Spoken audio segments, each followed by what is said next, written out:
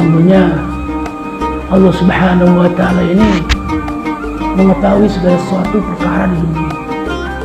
Mau 1000 durian jatuh di waktu bersamaan, di beda negara, di beda tempat, Allah tahu.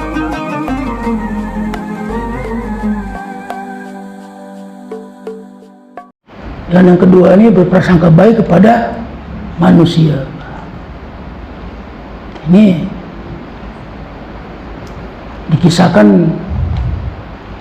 bisa diambil contoh dari kisahnya Nabi Musa alaihissalam. Ketika itu Nabi Musa ini bermunajat kepada Allah Subhanahu wa Ta'ala di Bukit Tursina.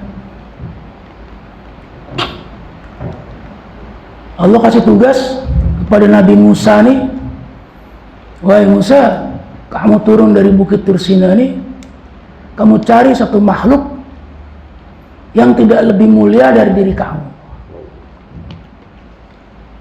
yang rendah dari Nabi Musa. Kira Nabi Musa ini turun, dia cari-cari sampai dia cari ke pasar. Ada di situ pasar budak, jual-jual budak.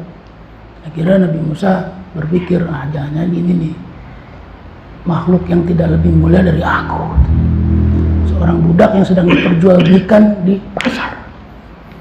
Tapi seketika Nabi Musa ini sadar, oh tidak, bukan ini, bukan. Lalu singkat cerita, Nabi Musa ini kembali lagi ke Bukit Tursina. Jalan tidak bawa hasil. Di pertengahan jalan Bukit Tursina ini, Nabi Musa bertemu seekor anjing yang hitam, sakit, yang hampir mau mati. Kata Nabi Musa, ini nih, satu makhluk yang tidak lebih mulia dari aku. Tapi seketika lagi Nabi Musa katakan, oh tidak, bukan ini. Akhirnya Nabi Musa meneruskan perjalanan. Sampailah tiba kembali di Bukit Tursina, tidak bawa makhluk apa-apa. Lalu bertemu kembali dengan Allah. Maka Allah mempertanyakan pada Nabi Musa, wahai Musa, bukankah aku sudah memerintahkan sesuatu kepada engkau? Lalu mana yang kau bawa itu? Lalu Nabi Musa katakan, ya Allah, aku tidak menemukan satu makhluk yang tidak lebih mulia dari aku. Lalu Allah Subhanahu wa Ta'ala katakan kepada Nabi Musa, andai saja kamu Musa bawa satu makhluk yang kau anggap tidak lebih mulia dari kamu, maka aku pecat kamu dari kenabian, Pak. Mau dipecat dari kenabian, Pak. Seorang nabi diperintahkan oleh Allah, pleset sedikit dipecat dari kenabian. Lalu bagaimana kita, Pak? Nabi bukan, ulama bukan, ustadz bukan. Terkadang masih juga menganggap orang-orang di luar nih atau antara sama dai ini rendah, Pak. Apa juga yang terjadi nih? Nabi Musa aja, kekasih Allah mau dipecat sama Allah, apa gimana kita nih? Antum blau. Tuhan rahmati Allah Subhanahu wa Ta'ala. Mari Pak, sama-sama mengingat kembali, sungguhnya Allah Subhanahu wa Ta'ala ini mengetahui segala sesuatu perkara di dunia. Bahkan durian jatuh satu di sini aja Allah tahu, Pak. Durian jatuh di sebelah Allah tahu. Mau 1000 durian jatuh di waktu bersamaan, di beda negara, di beda tempat, Allah tahu. Karena segala sesuatu di muka bumi ini dalam genggaman Allah. Mau itu buah bentuknya berduri, ada yang warna hijau, ada yang warnanya merah, ada yang matang, ada yang busuk, ada yang warnanya ungu. Allah tahu semua. Bahkan hati-hati kita ini di sini sekarang Allah tahu. Ada yang rindu sama istrinya, ada yang lagi kangen sama anaknya, ada yang lagi memikirkan anaknya sakit, ada yang mikirin calonnya belum pulang-pulang. Allah tahu Pak, semua dalam genggaman Allah Subhanahu wa Ta'ala. Begitu juga ada adik-adik di sini nih. Para santri ini Masya Allah ada 2 dai ini, Insya Allah jadi calon pasukan Imam Mahdi nanti. Orang tua saya dulu almarhum katakan anak-anak kecil ini mereka tahu surat Al-Fatihah itu mukjizat, surat hebat, tapi hanya sekedar tahu Pak. Anak-anak itu ini belum pernah merasakan mukjizat kehebatannya dari surat Al-Fatihah. Bahkan mungkin kita yang udah pada tua juga belum pernah merasakan hebatnya surat Al-Fatihah, mukjizat. Dulu masih mulai saat katakan di Indonesia ini belum ada dai-nya kan. Padahal tercatat di markas Kebon Jeruk ini udah ada ratusan bahkan ribuan dai. Tapi Maulana Sa'ad katakan, masih katakan belum ada dai-nya. Karena belum pernah bisa merasakan hebatnya mukjizat dari surat Al-Fatihah. Maulana Sa'ad katakan, Pak, hebatnya surat Al-Fatihah ini. Di depan ada 1000 orang lagi sakit. Dibacakan surat Al-Fatihah dalam satu gelas isi air, disemburkan ke mereka 1000-1000-nya sembuh. 1000-1000-nya sembuh. Seharusnya kita ini yang punya penyakit apapun, bahkan penyakit iman, baca Al-Fatihah harusnya langsung sembuh, Pak. Harusnya langsung sembuh. Apa ya, kemarin pengalaman saya sakit lambung, Pak.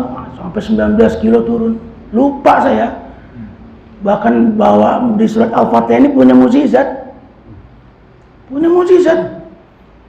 hampir sebulan lebih. Setiap hari saya baca Al-Fatihah nggak sembuh-sembuh, Pak. Nggak sembuh-sembuh. Kita sering baru tadi juga baca surat Al-Waqiah. Kita pernah tahu mendengar sering Ustadz katakan kalau baca surat Al-Waqiah ini akan mendatangkan rezeki berlimpah-limpah. Namun hari ini satu kampung bahkan satu negara baca surat Al-Waqiah enggak juga datang rezeki berlimpah-limpah. Tidak juga. Bahkan satu surat lagi dibacakan surat Yasin ini dapat mengabulkan hajat-hajat. Tapi satu kampung, satu negara baca surat Yasin enggak juga dapat mengabulkan hajat-hajat, Pak. Tidak juga. Bagaimana saya bacakan waktu asam lambung saya naik baca Al-Fatihah nggak sembuh-sembuh juga. Ternyata permasalahannya adalah hubungan kita masih buruk sama Allah. Bukan salah surat Al-Fatihahnya, bukan surat salah Yasin ya, bukan salah surat Al-Waqiahnya. Salah kitanya yang masih buruk hubungan kita sama Allah Subhanahu wa Ta'ala. Insya Allah kita niat untuk memperbaiki hubungan kita sama Allah, Pak. Perbaiki hubungan kita sama Allah. Ya. Kita bisa keluar pakai sorban imamah, pakai peci, janggutan, baju sunnah segala macam. Zahir saja, Pak. Zahir saja. Sementara tetangga di sebelah rumah nggak bisa makan, kita cuek aja, Pak. Bagaimana hubungan kita bisa baik sama Allah? Ya. Di luar saudara-saudara kita mendengar azan, cuek-cuek aja. Bagaimana kita bisa hubungan baik sama Allah, Pak? Ada di satu kisah nih, sering juga mungkin bapak-bapak, ustadz-ustadz, guru-guru saya ini sering mendengar. Jadi ada saat itu malaikat Jibril nih bingung. Dia bertanya kepada Allah Subhanahu wa Ta'ala tentang kenapa Nabi Ibrahim ini bisa menjadi kekasihnya Allah. Mungkin sering kita dengar, saya belajar menyampaikan lagi. Ya Allah, kenapa ini lelaki ini nama Nabi Ibrahim ini bisa menjadi kekasih Engkau ya Allah? Malaikat Jibril penasaran. Akhirnya kata Allah, wahai Jibril, turunlah kamu ke dunia. Maka turunlah ini malaikat Jibril turun ke dunia menyerupai seorang lelaki yang bisa dibilang kakek-kakek tapi masih gagah. Kayak di sini nih, kayak Pak Sabi, udah tua tapi masih gagah, Pak. Kayak Pak Ade, Pak Ustadz, aduh Masya Allah. Iya, saya khawatir tua saya nggak segagah ini Pak. Iya, apalagi khawatirnya tua saya nanti nggak ikut dakwah Pak. Cuma lagi masih muda aja nih masih ikut dakwah, tuanya saya nggak ikut dakwah, itu yang saya khawatirin Pak. Ya. Maka malaikat Jibril ini bersenandung, bersenandung beliau. Allah. Nah, senandungannya ini terbawa angin dengan kehendak Allah masuk ke dalam telinga, terdengar pada telinganya Nabi Ibrahim alaihissalam. Maka mencari-cari Pak, dicari-cari sama Nabi Ibrahim ini dari mana asal senandungan kata Allah ini. Cari-cari, maka bersenandung lagi Nabi Ibrahim. Allah. Semakin dicari-cari sebagaimana kekasih yang sedang mencari kekasihnya. Nah, sebagaimana satu manusia ini rindu ingin menikah. Dia cari-cari rindu Pak. Setiap hari, setiap detik nggak bisa putus dari suaranya menatap wajahnya. Ini orang lagi kasmaran. Lagi kasmaran.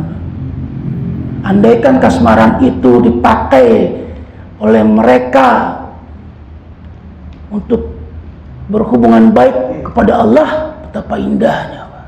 Betapa indahnya. Jangankan kita pengen nikah, yang lagi ditunggu-tunggu datang Pak. Kalau hubungan baik sama Allah, mau minta nikah 2 kali 3 kali Allah mudahkan Pak. Kalau hubungan kita baik sama Allah. Nah ini umat akhir zaman ini kadang-kadang kebalik. Kalau sama Allah datang cuma sebentar selesai, sebentar selesai. Tapi dengan makhluk, dengan wanita, dengan pekerjaan, dengan dunia, Masya Allah. Bisa 23 jam. Kuat betah sama Allah 24 jam cuma dapat 1 jam aja udah gerah banget udah. Ini keluar 3 hari baru sehari aja udah banyak yang pulang. Duduk di masjid di rumahnya Allah nggak betah. Udah kepikiran rumah aja pengen pulang. Dengan berbagai macam urusan. Nggak betah, pengen pulang aja. Padahal sementara doang. Gimana kalau nanti ini bukan keluar 3 hari, tapi selama-lamanya Allah matikan dalam kubur Pak. Apa masih bisa rindu lagi dalam kubur? Aduh, pengen ini, pengen pulang. Pengen pulang kemana? Orang yang tidak pulang, pengen pulang kemana lagi? Sama kayak orang mau lebaran nanti nih. Mas Madropi udah siap-siap mau kemana? Mau pulang. Pulang kemana? Ke Jawa Tengah. Tahu-tahu di jalan perjalanan kereta nggak nyampe kampung Pak. Nyampe liang kubur. Nggak ada yang pikirannya ke sana. Lalu cari-cari singkat cerita, Nabi Ibrahim ini bertemu dengan sosok orang tua yang gagah. Sebagaimana orang tua dan guru-guru saya ini gagah-gagah ini, Masya Allah. Udah uban-uban, udah warna putih, saya kepengen putih, keren. Iya, katanya cahaya. Pengen Pak, ini kita bercahaya. Kalau lagi puji-pujian, lagi keluar 3 hari aja, wah antum wajahnya bercahaya nih. Wah, antum wajahnya bercahaya nih kan, Masya Allah. Kebiasaan dai Pak. Mulutnya manis, lama-lama diabetes deh. Lalu Nabi Ibrahim bertanya kepada sosok kakek tua tadi, apakah engkau yang bersenandung tadi? Ya, aku yang bersenandung. Nabi Ibrahim minta lagi Pak, bersenandung lagi untuk aku. Maka diuji oleh malaikat Jibril, kalau aku bersenandung lagi kamu mau ngasih apa? Saat itu Nabi Ibrahim ini masih muda Pak. Saat itu masih muda, katakan seumuran Bang Madropi lah, masih muda. Tapi saat itu Nabi Ibrahim ini udah punya kambing 1 bukit, kaya, Pi, umur muda kaya. Nabi Ibrahim masih muda seumuran antum, kaya dia. Punya kambing. Kata Nabi Ibrahim, kalau engkau mau bersenandung lagi ya Allah, untuk aku ambil setengahnya. Setengahnya itu bukit domba, bukit kambing diberikan. Maka bersenandung. Allah. Ternyata Nabi Ibrahim minta lagi, Pak. Lagi. Gitu. Kau ambil setengahnya lagi ini. Habis itu satu bukit domba, satu bukit kambing. Hanya untuk mendengarkan bersenandungan Allah saja. Lah kita ini umat akhir zaman hari-hari, Pak. Mendengar azan 5 kali. 1 kali waktu dalam azan terdengar 11 kali. Kata Allah, kurang lebih. Di iqamah terdengar lagi 7 sampai 8 kali. Boro-boro mau nyumbangin hartanya di jalan Allah, Pak. Dikekepin, Pak. Untuk nisab 3 hari aja nggak berani. Ngorbanin 10.000, 20.000 ini kantongnya. Apalagi ngorbanin anak istri di rumah, ngorbanin barang-barangnya di rumah. Nggak akan berani. Karena merasa memiliki. Ini HP saya dulu cari belinya, kerjanya capek, keringetan. Servis AC dulu sampai 15 AC, 20 biji AC. Ini buat dapat HP, untuk jalan Allah tetap disimpan di rumah. Nggak berani juga. Nabi Ibrahim cuman pengen mendengar suara senandungan Allah saja dikorbankan 1 bukit domba. Bahkan di luar saudara-saudara kita, mohon maaf, sudah dipanggil dari azan sehari 5 waktu, jualan bakso yang untungnya sehari 50.000, 100.000, nggak berani juga ninggalin, Pak. Untuk bela Allah. Padahal kiamat terbesar itu bukan kiamat hancurnya dunia, Pak. Kiamat terbesar itu ketika kehilangan Allah cuma gara-gara uang 100.000. Itu kiamat terbesar.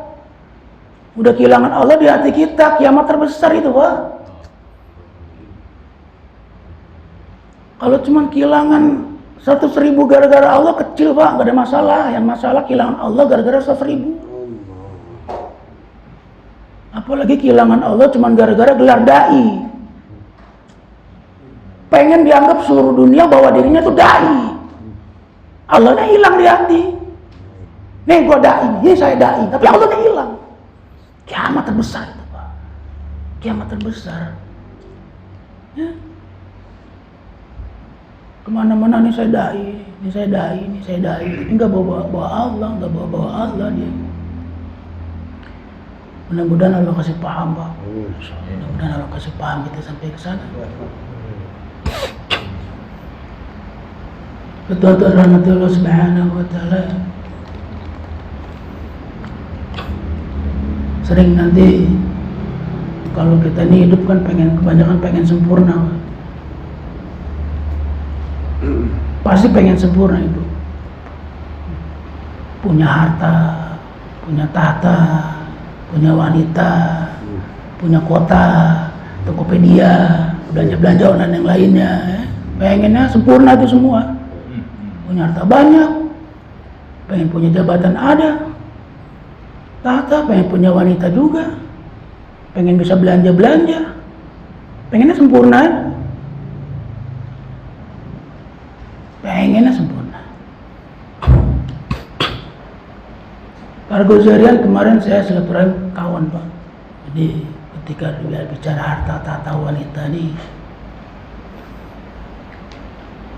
akhir zaman ini membela-bela hanya untuk mendapatkan tahta saja, bela-bela dia, Pak.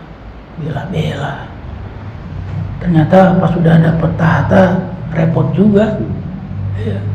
Jangankan jadi presiden, jadi ketua MPR, jadi Amir Sap aja ribet, Pak. Pusing jadi Amir Sap aja pusing. Yang mikirin makmur pengen jadi Amir juga. Yang udah dapat tugas begini harusnya taat, pengen tugas yang itu. Pusing, Pak. Gak usah jadi presiden, jadi Amir Sap aja pusing ternyata. Tapi orang berlomba-lomba, berebut-rebut pengen punya tahta. Andai kalau orang-orang berlomba-lomba pengen punya taat, bukan punya tahta. Masya Allah. Belajar taatnya dulu sama yang kelihatan, Amir Sap kita, Bah. Ini sama Amir Sap yang kelihatan aja belum bisa taat, bagaimana taat sama Allah? Ada pengen punya harta juga, berebutan pengen punya harta. Kawan saya itu pernah wawancara, ngobrol sama salah satu YouTuber. Penghasilan itu udah miliaran tiap bulan. Minimal tuh 3 miliar. Satu bulan penghasilannya 3 miliar, Pak. Woi, mantap. Tapi ternyata hidupnya nggak tenang. Dia nggak bisa tidur. Jadi kalau pengen tidur tuh dia harus minum alkohol dulu. Sebotol, 2 botol baru dia bisa tidur.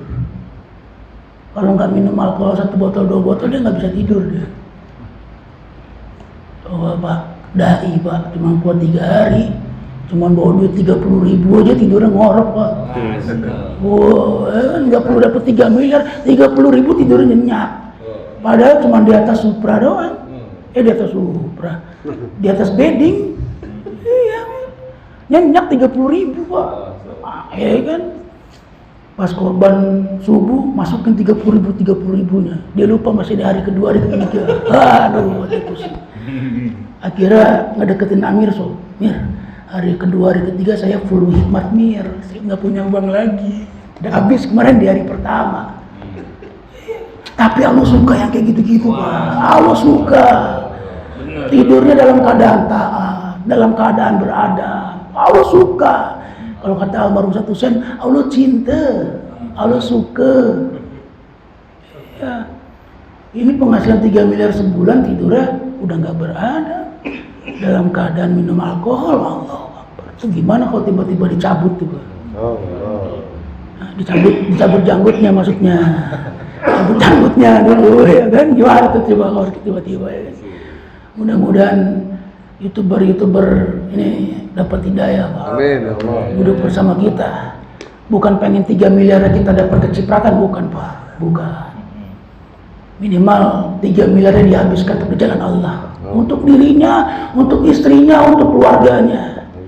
Dan untuk teman-teman yang mungkin termasuk kita. Tetap aja. Mau kecipratan juga. Habis dari harta, orang-orang yang berlomba wanita, pengen punya yang terbaik, yang bahino, yang cantik, yang soleha. Bahkan kalau ngobrol sama santri-santri terkadang oknum aja ini, santri-santri sini, insya Allah, yakin saya enggak jauh beda. Akhirnya nikah dia. Udah nikah, dia pikir punya wanita cantik, soleha, segala macam, bahagia hidupnya. Ternyata pusing juga Pak. Pusing. Habis nikah nggak ada rumah, dia ngontrak, pusing juga. Pusing Pak. Nggak bahagia juga ternyata. Habis ngontrak pusing bayar kontrakan. Karena pengantin baru, sering berduaan di kontrakan, laki-lakinya juga pengangguran, akhirnya jadi bertiga Pak. Jadi bertiga. Dikasih bonus sama Allah. Karena keseringan berdua jadi bertiga. Udah dapet bertiga pusing juga. Nambah beban. Pusing Pak. Bayar kontrakan, belum baru 3 hari 4 hari. Sekarang zamannya listrik pakai token, udah bunyi. Nit. Wah, ada pening nih. Aduh, token habis. Pas dicek token tetangga tuh nih. Iya, token tetangga dia bisa bikin panik dia, pusing dia. Padahal token tetangga yang udah mau habis. Token kita masih ada lumayan, masih 20.000. Pusing juga kan. Mau makan, pusing juga. Lupa. Waduh, anak istri saya nggak bisa makan ini. Di rumah udah nggak ada yang bisa dijual. Terakhir jual helm. Udah ada lagi yang bisa dijual. Iya. Akhirnya jual iman Pak. Untuk khawatir anak istrinya nggak bisa makan. Jual iman akhirnya. Cuman jual iman pakai sekardus Indomie, 1 karung beras 5 kilo. Sarden, segala macam, yang nggak sampai sebulan habis. Coba kebahagiaan kayak gimana lagi mau kita cari? Ternyata ketika Istrinya nih dibawa tali mingguan, Pak. Baru tali mingguan, belum masturut, belum. Suaminya nih bulanan, cuma ditinggalin 30.000 buat 3 hari aja, Pak. Bahagia istrinya, Pak. Udah jalan, nggak usah dipikirin, ada Allah. Ada Allah. Keluar bela-belain cari duit 3 juta, 30 juta, uber-uber kehilangan Allah, mati di jalan. Bagaimana? Tapi kalau cuma 3 hari tahu-taunya syahid, insya Allah, Pak. Insya Allah aku bahagia, walaupun sedih nangis-nangis juga. Tapi kebahagiaan, Pak. Iya, kalau kata penyair, air mata nih laki-laki jangan malu, Pak. Untuk nangis meneteskan air mata jangan malu kalau kata penyair, karena di ujung air mata tetesan ini ada pembaharuan. Nggak percaya? Coba ntar malam sholat tahajud sambil nangis. Selesai air mata ada pembaharuan dari Allah. Kata ulama namanya sidratullah, celupan Allah. Oh iya. Kalau pengen dapat celupan Allah, sering-sering tahajud, Pak. Sering-sering tahajud. Ini bangun tengah malam, pengen celupan Allah, malah celupan istri. Oh, repot ini. Iya. Repot. Nyari modal 3 juta aja susah. Orang bangun tengah malam bukan nyari celupan Allah. Mau keliling kemana-mana juga, Pak, susah, Pak. Jangan 3 juta, 300.000 dah. Hebat dapat dalam sebulan kalau tengah malam nggak bangun tahajud kepada Allah. Cobain tahajud sekali, 2 kali, 3 kali. Jangankan cuma 3 juta, kecil, Pak.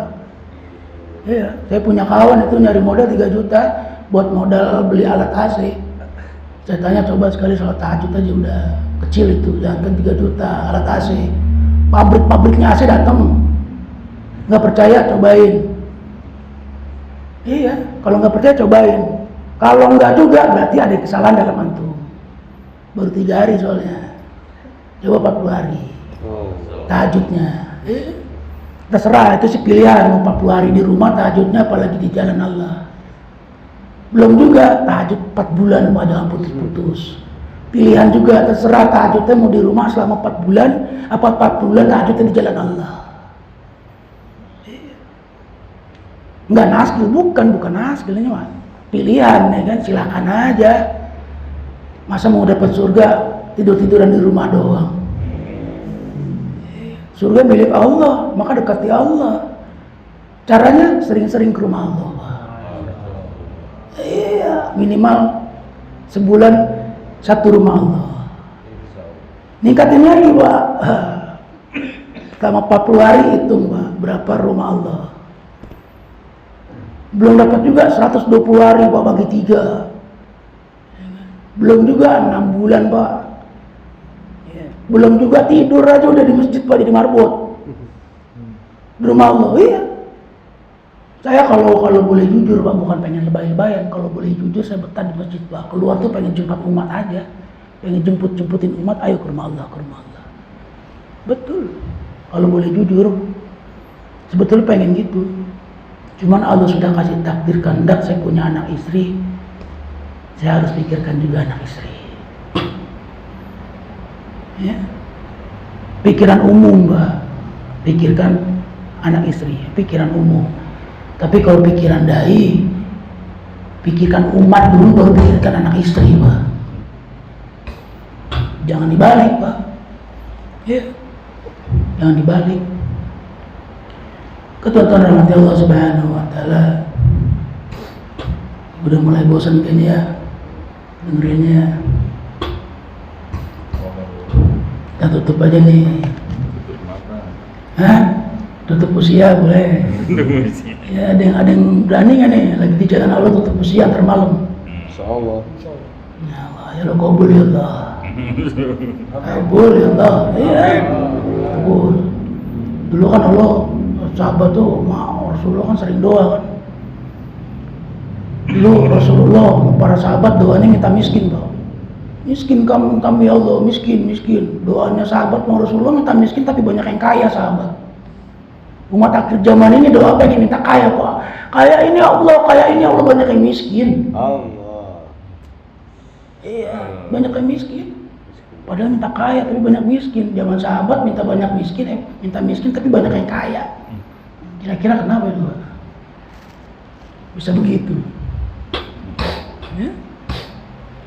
Coba boleh sekali-sekali doa tengah malam setelah tahajud minta miskin. Iya, minta miskin biar teman-teman yang lain kaya, dia miskin juga. Ya Allah, terima kasih ya Allah hadir beliau Kiai.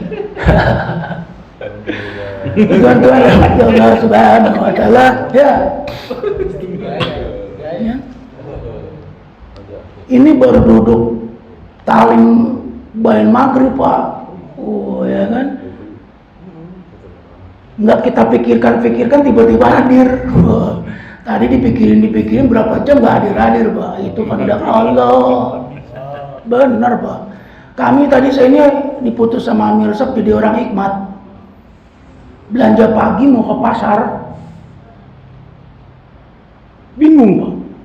Akhirnya saya bilang ini pasti ada kehendak Allah di balik ini. Padahal tukang sayur dekat di sini nih, di turunan tadi di sebelah kanan nih, paling ada 2 kilo, Ustaz. Nggak ada ya, sekilo ya, kurang kan? Cuma karena jalannya turun nanjak aja kan, yang bikin kayak jadi 10 kilo. Iya. Padahal saat saya masih di sini mau belanja tuh, mobil ada berapa biji di sini, Pak? Mobil banyak, motor ada berapa biji di sini. Dengar Pak, Tapi ternyata Allah buktikan kehebatan Allah, Pak. Iya, pujar madrobi, engkau jalan kaki saja. Kehendak Allah, Pak. Padahal mobil motor berjejer, bisa gampang anterin ke bawah, gampang. Tapi karena Allah bilang tidak. Ya kan? Tidak kata Allah, kamu jalan kaki saja. Tapi alhamdulillah, Pak, saya berprasangka baik sebagaimana akhlak orang beriman yang terbaik. Saya berprasangka baik kepada Allah. Allah tadi nguji saya jalan kaki ke bawah, mudah-mudahan asbab beli sayur yang tuan-tuan makan, mudah-mudahan kaki saya setidaknya sudah ada di surga, Pak. Oh. Udah Allah pandang. Benar ya. Iya, karena di surga nggak ada parkiran buat mobil sama motor. Yang ada buat parkiran para dai, Pak. Dimulai dari kakinya. Insya Allah, Pak, makanya kata masih ada keluar 40 hari, 40 bulan jalan kaki. Oh, insya Allah. Bukan jalan tangan, Pak. Jalan kaki. Iya, apalagi jalan dengan wajahnya nggak ada. Oh. Udah jalan kaki, kan? Jalan-jalan. Bolak-balik, Pak, naik atas turun. Dari bawah naik ke atas, dari bawah naik ke atas. Wah, buat makan malam nih ntar nih. Tadi itu saya punya pengalaman naik ke atas sampai ke tukang ayam, beberapa tukang ayam, Pak. Ternyata di sini seger-seger, Mir. 1 ekor ayam itu sampai 3,5 kilo. 1 ekor ayam harganya bisa sampai 110.000. Ayam negeri. Padahal tadinya cuma nyari ayam kampus. Akhirnya kita doa-doa risau di atas dapur. Ya Allah, bagaimana ini? Bukan khawatirin orang hikmat, bukan, Pak. Bukan khawatirin perut, bukan. Saya emang nggak makan banyak, saya nggak masalah. Orang baru sembuh dari asam lambung, ini nggak boleh makan banyak juga, nggak masalah saya makan sedikit. Cuman saya punya tanggung jawab untuk dai-dai yang harus dikasih makan, Pak. Iya. Kata Allah supaya kuat. Kita nih makan supaya kuat. Kuat apanya, Pak? Kuat sholatnya, kuat baca Qur'annya, kuat malam bangun tahajudnya. Ya. Bukan kuat malah semakin mencari dunia, ya, Pak. Akhir kita doa ternyata ada hamba Allah yang mengajak nanti saya antar ke pasar. Ternyata pas di pasar 1 ekor ayamnya 2 kilo. Alhamdulillah Pak. Kehendak Allah lagi. Kehendak Allah lagi. Alhamdulillah sudah terjadi. Nah, insya Allah nanti tuan-tuan sudah sarapan pagi, sudah makan siang, nanti ini makan malam mudah-mudahan kuat sebagaimana kuat yang tadi diharapkan oleh baginda Agung Nabi Allah Muhammad SAW. Kuat sholatnya, kuat baca Qur'annya, kuat tahajudnya, dan kuat menjaga lisannya. Ya, salat tuan-tuan rahmatullah subhanahu wa ta'ala. Mungkin itu saja yang bisa saya sampaikan, Ustaz. Berhubung waktu, nanti bisa ketemu lagi Pak di bulan depan. Mudah-mudahan kita ketemunya lagi selama 40 hari. Mudah-mudahan ketemu lagi selama 4 bulan. Dan yang diharapkan ini, mudah-mudahan kita selalu bertemu di setiap malam musyawarah halaqah Pak, Selasa malam. Karena pembagian tugas pekerjaan dakwah di Selasa malam. Insyaallah. Kemarin kita tutup dengan doa penutup majelis. Assalamualaikum warahmatullahi wabarakatuh.